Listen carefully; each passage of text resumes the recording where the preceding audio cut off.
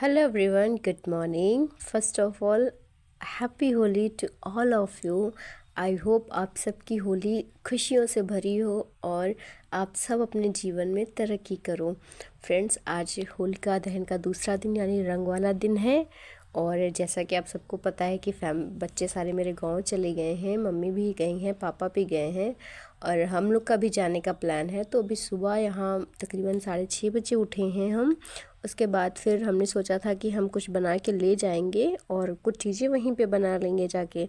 तो उसी की तैयारी कर रहे थे। तो आलू मैंने चढ़ा दी थी, तब तक कि मैंने झाड़ू लगानी शुरू कर दी थी कि जितनी देर में आलू उबलेंगे उतनी देर में झाड़ू मेरी लग जाएगी। तो मम्मी से मैंने बोला था कि हम आलू की स्टफिंग बना लाएंगे, बाकी जो दाल की कचौड़ी बननी है वो वहीं पे तैयार हो जाएंगी। तो वही मम्मी का ठीक है, अच्छा तुम कर लाना, जो बचेगा वो हम यहाँ कर लेंगे। तो मैंने वही अभी आलू चढ़ा दिए गैस पर, वो उबल जाते हैं। साथ ही साथ मैं बना लूँगी धनिया टमाटर की चटनी, क्योंकि वो आलू की कचौड़ी के साथ हमारी फैमिली में सबको पसंद है।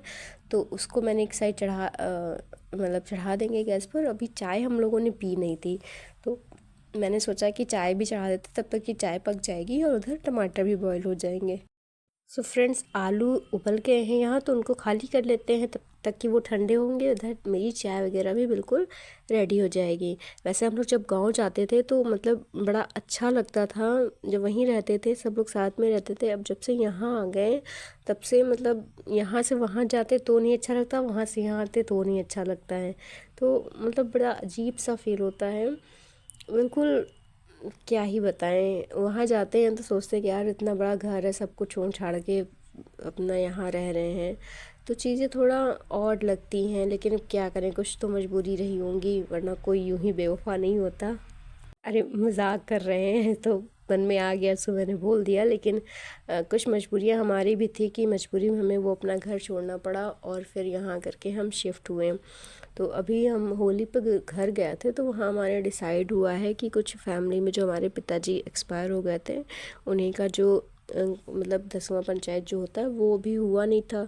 तो उसी की डेट वगैरह फ़िक्स हो गई है, तो वो भी अभी होगा, 1 हफ्ते बाद होगा। तो उसमें फिर जाना रहेगा। तो बच्चे मेरे वापस आने का कोई वो नहीं कर रहे थे कि हम वापस आएंगे, वो लोग वहीं रुक गए हैं और हम फिर रात में वापस आ जाएंगे। तो जाने के बाद बड़ा अजीब सा लग रहा था, लेकिन फिर सोचा क्या मतलब जो है सब ठीक है किसी तरीके से। तो सोचे थे कि होली के दूसरे दिन अपनी पढ़ाई शुरू कर लेंगे, लेकिन पता नहीं क्यों तबीयत थोड़ा अनबन सी लग रही है।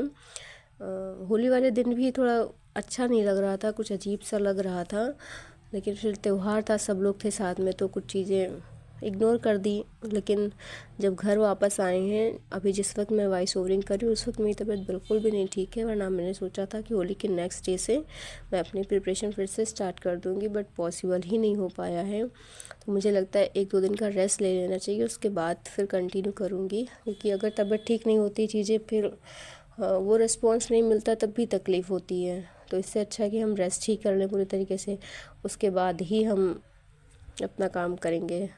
सो फ्रेंड्स, आप सबकी होली कैसी रही प्लीज़ कमेंट करके ज़रूर बताइए। आप लोगों ने कितना एंजॉय किया और अपनी पढ़ाई को कितना सीरियस कितना आपने अपनी पढ़ाई को वैल्यू दी। क्योंकि त्यौहार ऐसा था कि अगर आप चाहो भी तो नहीं पढ़ सकते हो। कहीं डीजे बज रहा है, कहीं बच्चे शोर कर रहे हैं, कहीं हम लोग के यहाँ होली के फाग वगैरह गाए जाते हैं वो हो रहा है। तो मतलब सब चीज़ें थी चारों तरफ से, तो बड़ा डिस्ट्रैक्शन था। हमारा तो बिल्कुल भी नहीं हो पाया। इनफैक्ट 2 दिन तो बिल्कुल भी नहीं हुआ। होली के 1 दिन पहले ही पढ़ाई करी थी, जिस दिन रंग हुआ उस दिन, और जिस दिन कुछ नहीं था बीच में, उस दिन जिस दिन ग्रहण वगैरह पड़े थे उस दिन बहुत कम हो पाया था। लेकिन होलिका दहन वाले दिन तो बिल्कुल भी नहीं हो पाया है। तो यहाँ पर मेरी स्टफिंग बनकर बिल्कुल तैयार हो गई थी। उसके बाद फिर मैं नहाने चली गई थी। नहा धोकर मैंने पैकिंग शुरू करी और जितना बच्चों को पैक करके दिया था उससे ज़्यादा पैकिंग, 2 झोले हो गए। एक में तो सब खाने पीने का सामान रखा और एक में सारे कपड़े रखे थे। तो मतलब कहीं भी जाओ आप कितना भी कम से कम करने की कोशिश करो, बैग फुल हो ही जाते हैं।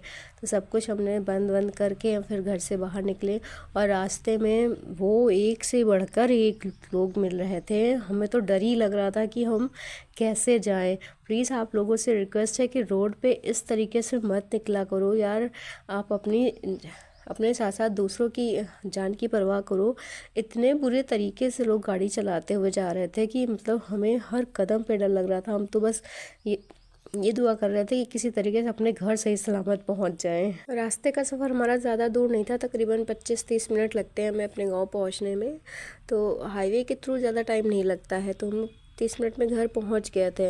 वहाँ पहुंच के सबसे मिले, खूब सारी बातें करी, उसके बाद फिर खाना वगैरह बनाना शुरू किया। मम्मी बना रही थी दाल की कचौड़ी, तो पहले वो खाई हमने, उसके बाद फिर हमने कहा चलो चाप हम आलू की बना रहे थे। तब तक कि मम्मी नहा धोकर आ गई थी, वो खा रही थी और मैं आलू की कचौड़ी बना रही थी। इसके बाद फिर बच्चों के साथ थोड़ी बहुत देर होली खेली थी और फिर शाम को सब लोग होली मिलने आने लगे थे। तब मैंने कोई वीडियो शूट नहीं किया था क्योंकि मेरे ससुराल वालों को किसी को नहीं पता कि मैं ब्लॉगिंग करती हूँ। तो और फिर मैं चाहती भी नहीं कि मेरी फैमिली यूट्यूब पर आए या फिर मैं किसी को कैप्चर करूँ, वो उनका अपना पर्सनल है।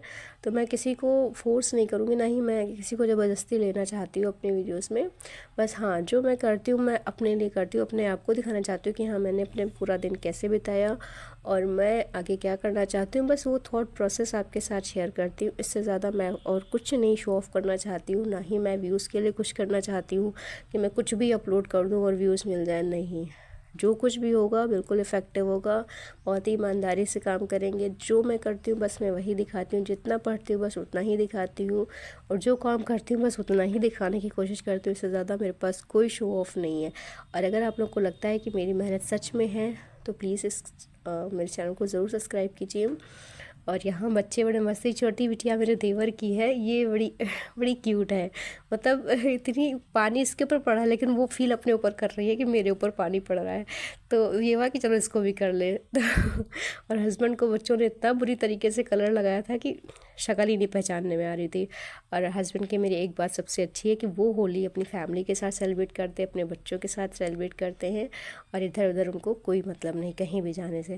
तो ये बेटा, ये भी देवर का बेटा है, ये रोने लगा था लेकिन बिटिया एंजॉय कर रही थी। तो कुछ इस तरीके से हमने अपना होली का त्यौहार मनाया।